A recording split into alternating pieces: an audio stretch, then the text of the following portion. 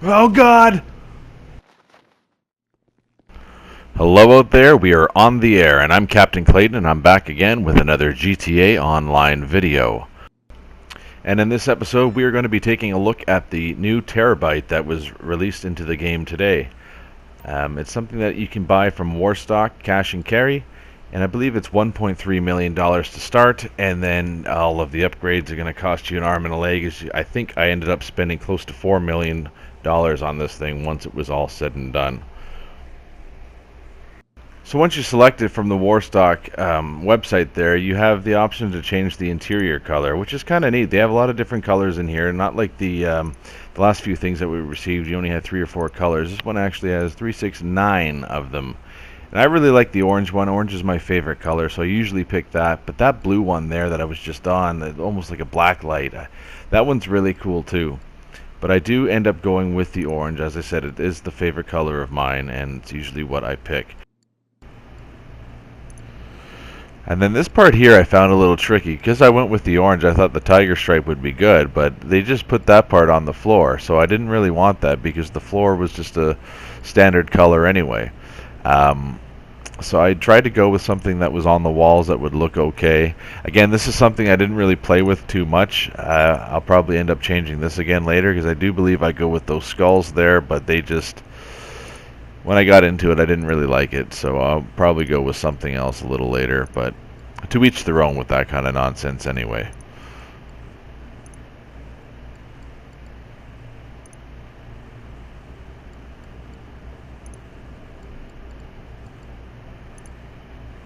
Now we have this turret station, which looks badass, to be honest. Apparently it can lock on to multiple targets at one time. It's $297,000, mind you. This drone station, almost $1 million just for that. And a weapon workshop. I'm buying this even though I have it in every other vehicle that I own, just because I need to reload often, so why not have it? And the special vehicle workshop, you really need to buy it if you want that Oppressor Mark II. I guess you could wait until you have that unlocked or whichever you want to do to make it a little cheaper. But fully upgrade, this thing is costing me $3.3 million. So it went from 1.3 to 3.3, so an extra $2 million, which is kind of expensive because I haven't even bought that Oppressor 2 yet. So this is going to be a money spending day, I would think, because after I'm done shooting this video, I'm going to do the missions to try and unlock that, and then probably shoot another video of the Oppressor Mark II.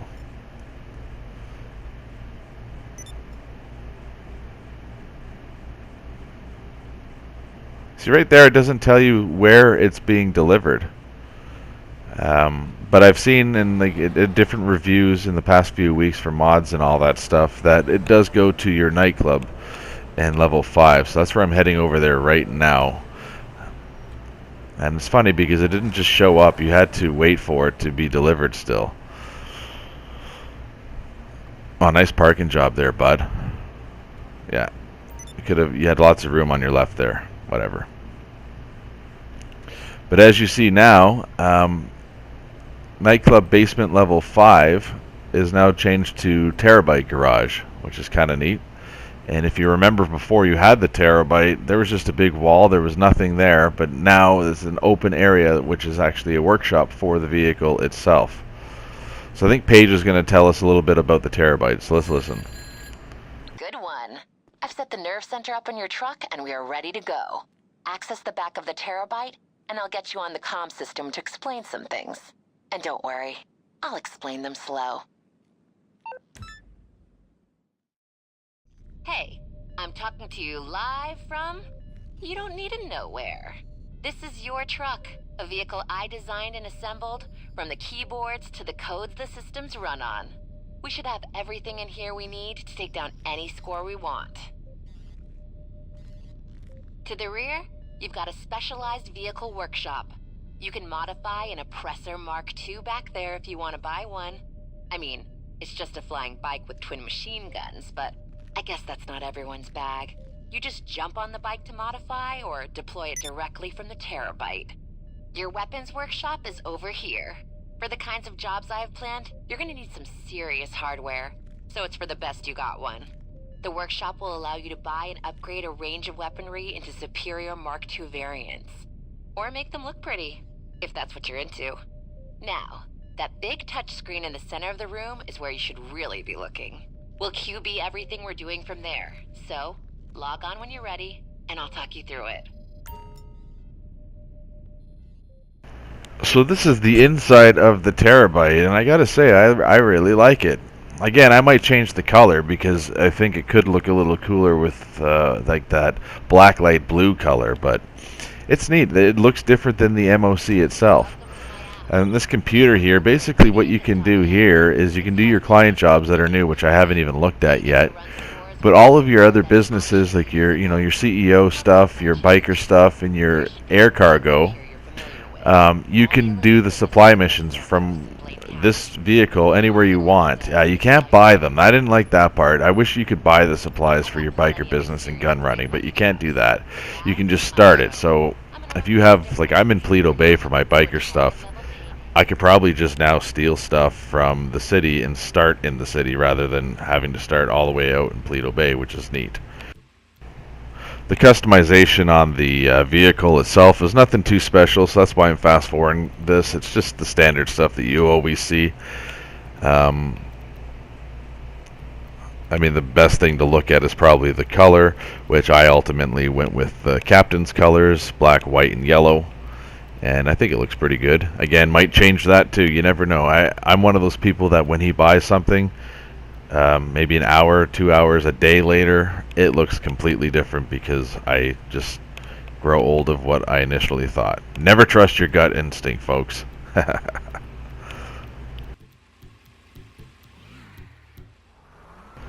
Now, my first reaction here is that the thing moves a little slow. I mean, I'm not trying to race right now, but it's trying to climb a hill, which isn't very fast at, but it's okay. It looks pretty badass. Those two tires at the back look pretty neat. The white wall tires I use, I really like that. But now here's for the fun part. Let's test out this multi-lock missile here.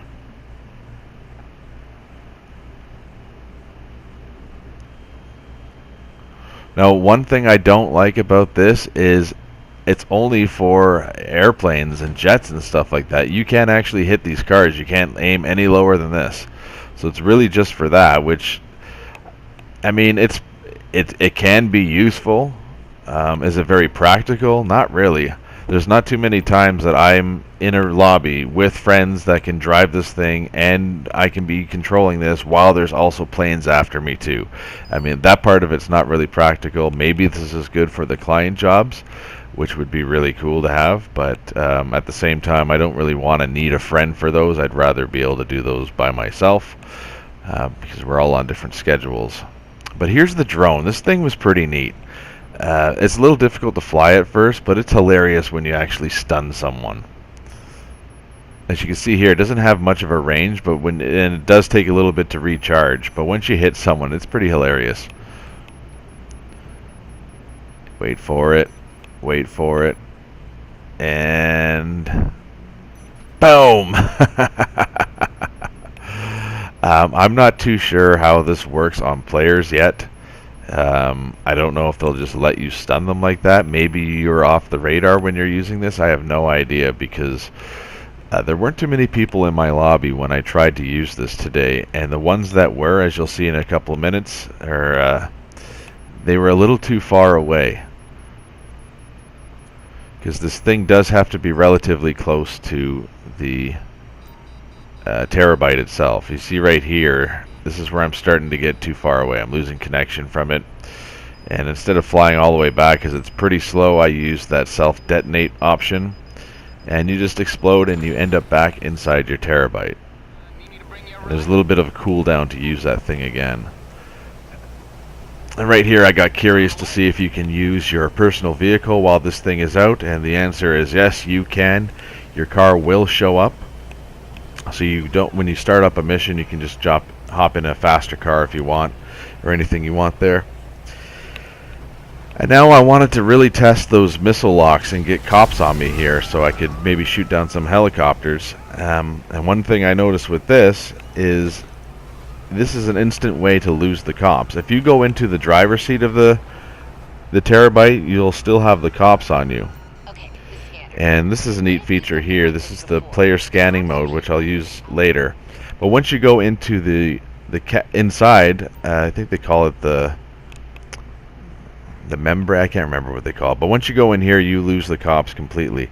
So it's one way to escape them. You don't have the message saying you can't enter while wanted, blah, blah, blah. They're just gone. Like, they're not even outside anymore. Which is cool to lose them, but also kind of shitty because I did want to shoot them with my guns. So, what the hell? When you're in the MOC, they still try to attack you there. But, whatever. It has its perks and it has its disadvantages too.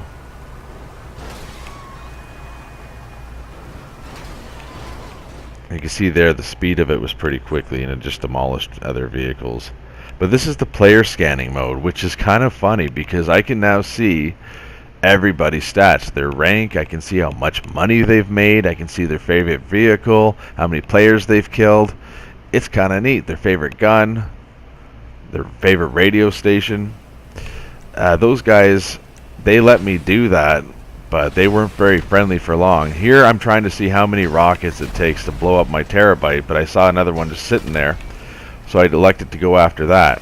What I didn't know is that this thing was in a mission, and it takes a lot more damage while in the mission. As you can see, mine kind of just blew up after 8 rockets, while this thing keeps going.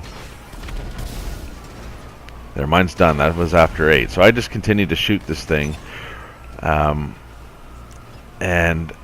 I think I get up to 12 rockets before the guy got out and he ended up killing me.